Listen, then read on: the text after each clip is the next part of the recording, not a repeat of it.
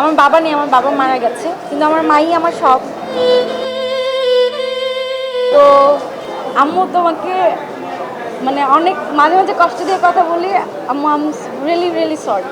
আম্মুর সাথে অনেক অভিমান হয় মাঝে মাঝে। আম্মু মানে আমার কাছ থেকে দূরে সরে যেতে চায়, আবার আমাকে ভালোবেসে আবার আমাকে আগলে রাখে। মা তো তো মাঝে মাঝে আমিও ফিল করি আমি যখন মা হব তখন কি আমার সন্তানরা আমার সাথে এরকম করবে। তখন আম্মু বলে যে যখন মা হবি তখন বুঝতে পারবে যে মা কি জিনিস। মাঝে মাঝে অন্যায় করি, ভুল করি, আবার রিয়েলাইজ করি, কিন্তু আম্মুকে সরি বলতে পারি না কখনো।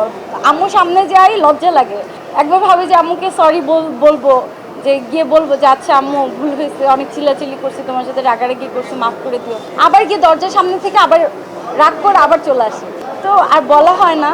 আজকে সব সাংবাদিক ভাইরা আছেন, সবার সামনে আমার মাকে সরি বলছি। আম্মু হয়তো বা নিশ্চয়ই এই ভিডিওটা দেখবে।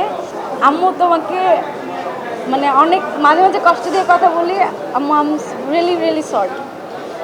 কোরবানির ঈদ স্পেশাল একটা ডে, কিভাবে কাটে এবং এবার কিভাবে কাটে ভাইয়ার সঙ্গে কোনো প্ল্যান আছে?